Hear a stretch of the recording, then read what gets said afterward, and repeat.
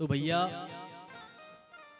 भगवान को ढूंढने कहीं नहीं जाना है, भगवान आपके हृदय में ही बैठे हैं। भगवान को हम ढूंढते तो सब जगह है जा जा करके, पर भगवान हमारे हृदय में ही बैठे हैं। यदि आपने अपने हृदय में भगवान को पहचान लिया तो आपको फिर कहीं जाने की आवश्यकता नहीं है। भगवान आपके हृदय में ही बैठे हैं। तो सौनक जी महाराज पूछ रहे हैं महाराज सूत जी से कि कृपया करके हमें कोई ऐसी कथा सुनाइए जो सभी कथाओं का सार हो। हमने संसार में बहुत सारी कथाएं सुनी हैं, उन सब का सार क्या है, कृपया करके हमें ये बताइए। संतों के हृदय में काम क्रोध लोभ मोह ये नहीं आते हैं, वो ऐसा कौन सा उपाय करते हैं जिससे उनके विकार दूर होते हैं, कृपया करके हमें वह मार्ग बताइए।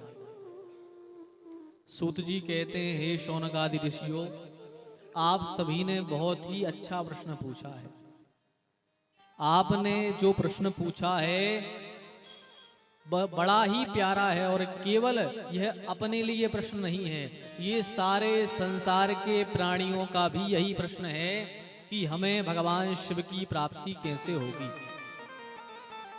हमारे अंदर भक्ति प्रकट कैसे होगी, हमारे घर में जो क्लेश मचे हुए हैं इन क्लेशों की शांति कैसे होगी, कृपया करके हमें यह बताइए।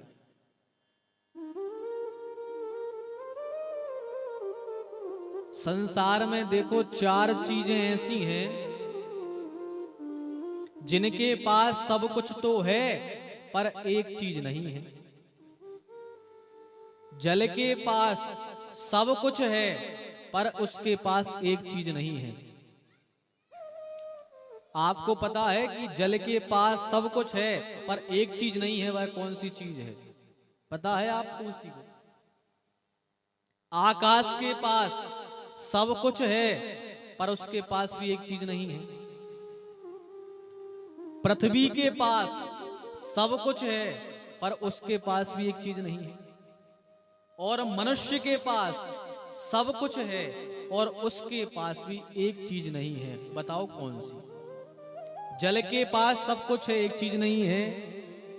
पृथ्वी के पास सब कुछ है, एक चीज नहीं है।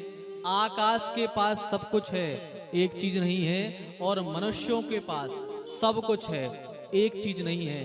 अब बताओ क्या नहीं है? आप सब बढ़िया विचार कर लेना, ठीक है? विचार करना किसके पास सब कुछ है पर क्या क्या नहीं है। तो सौनक जी कहते हैं, महाराज कृपया करके हमें भक्ति बढ़ाने वाली कोई कथा सुनाइए जिससे हमारे मन में वैराग्य आवे, भक्ति आवे, ऐसी कोई कथा सुनाओ। व्यासेनोक्तं तु संक्षेपात् कलिजानां हिताय च। यह शिव महापुराण की कथा संक्षिप्त करके व्यास जी महाराज ने लिखी है। यह शिव महापुराण पहले बहुत बड़ा था, इसमें 1,00,000 श्लोक थे। शिव महापुराण में 1,00,000 श्लोक थे, 12 संहिताएं थी। तो व्यास जी ने विचार किया कि इतना बड़ा यह ग्रंथ है, भाई मनुष्यों को इतना समय है नहीं कि वो 24,000 ही श्लोक पढ़ ले, वे 1,00,000 श्लोक कैसे पढ़ पाएंगे? साक्षात भगवान शिव ने ही शिव महापुराण की रचना करी है। जितने भी ग्रंथ हैं उन सब की रचना किसी न किसी ने की है, पर ये शिव महापुराण है, इसकी रचना साक्षात भगवान शिव ने ही की है। उसमें 1,00,000 श्लोक थे, 12 संहिताएं थी। जब इतना बड़ा ग्रंथ था तो व्यास जी ने हम सब के हित के लिए विचार किया कि भाई 1,00,000 श्लोक तो व्यक्ति कोई नहीं पढ़ पाएगा, तो क्या करें? तो व्यास जी ने उसको कम करके 24,000 श्लोकों का यह शिव महापुराण बना दिया। इसमें 24,000 श्लोक हैं, 7 संहिताएं हैं। अच्छा देखो 7 का खेल भी क्या बना है। 7 का खेल देखो क्या बना। शिव महापुराण में 7 संहिताएं हैं, दिन भी 7 होते हैं, संगीत के स्वर भी सात होते हैं। जब हमारी आपकी शादी होती है तो फेरे भी सात लगाए जाते हैं, और जब शादी के बाद, विवाह के बाद वचन सुनाए जाते हैं तो 7-5 वचन में भी 7 वचन रहते हैं। और भागवत की कथा भी 7 दिन की ही होती है। हमारी शिव महापुराण भी 7 दिन की ही है। और सबसे बड़ा संयोग, हमारे यजमान भी 7 ही है।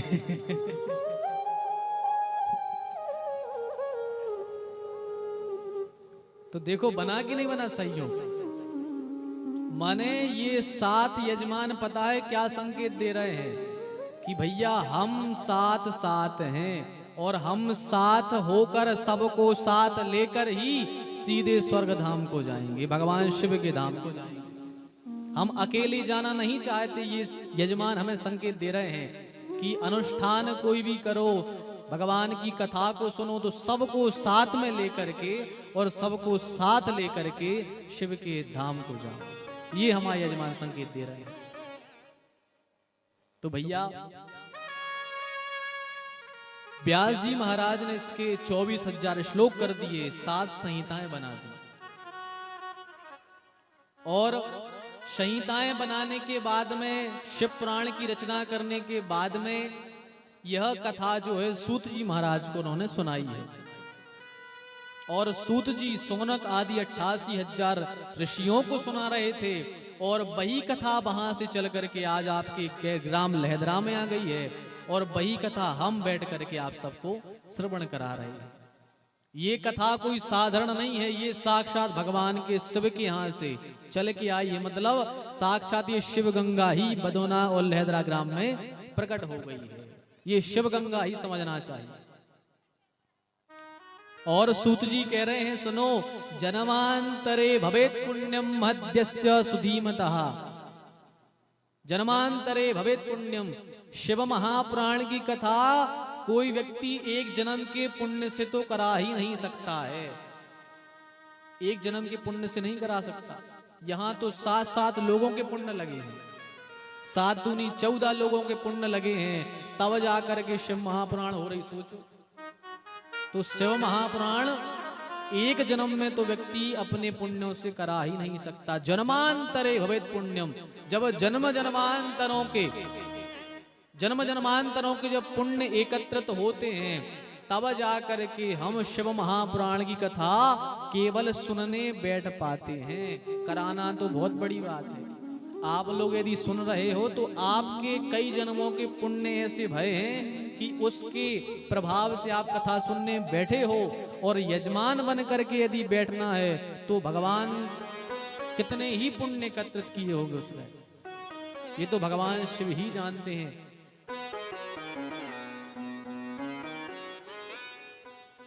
और यह शिव महापुराण को साक्षात भगवान शिव ही समझना चाहिए। ये जो पोथी रखी है आपके सामने, ये कोई कागज या पेन की किताब नहीं रखी है। ये साक्षात भगवान शिव ही आपके सामने विराजे हैं। शिव पुराण में और भगवान शंकर में भेद नहीं करना चाहिए। ये साक्षात भगवान शिव ही विराजे हैं आप सबके सामने। और पता है, शिव की कथा सुन भी वही पाता है जो शिव होता है। भगवान शिव पुराण की कथा सुन भी वो पाता है जो शंकर का ही अवतार होता है। श्री शिव महापुराण में लिखा है कि ये शृण्वन्ति मुने शैवम पुराणम शास्त्र मुत्तमम ते मनुष्यान मंतव्या। जो शिव महापुराण को सुनता है वो मनुष्य नहीं है, उसे मनुष्य नहीं जानना चाहिए। तो सौनक जी बोले फिर क्या जानना चाहिए, वह कौन है? तो सूत जी कहते हैं जो शिव महापुराण की कथा सुनता है वह साक्षात भगवान शिव ही है, और उस व्यक्ति को साक्षात शिव ही समझना चाहिए जो कथा को सुनता है। रुद्रा एवं संशया, भगवान शंकर और भगवान की कथा सुनने वाला ये अलग नहीं है, ये दोनों एक ही हैं। तो सोचो, हम सबको व्यास जी ने, सुखदेव जी ने कितनी बड़ी उपाधि दे दी कि हमको कह दिया हम शंकर ही हैं। और वाकई में हम सब शिव ही हैं। कैसे हैं शिव? देखो, शिव और शव, शिव और शव दोनों में दो दो अक्षर ही हैं। केवल शिव में ई की मात्रा लगी है। मतलब मात्रा क्या कह रही है कि यदि ई की मात्रा लगी ना शिव में, मतलब इस लोक में यदि शिव का ध्यान नहीं किया, तो यदि इस लोक में शिव का ध्यान नहीं किया और ई की मात्रा हटा दी, तुम चलते फिरते सब ही हो, माने चलते फिरते मरे ही हो। यदि तुम्हारे जीवन में भगवान शिव नहीं है तो उस व्यक्ति को सब ही समझना चाहिए।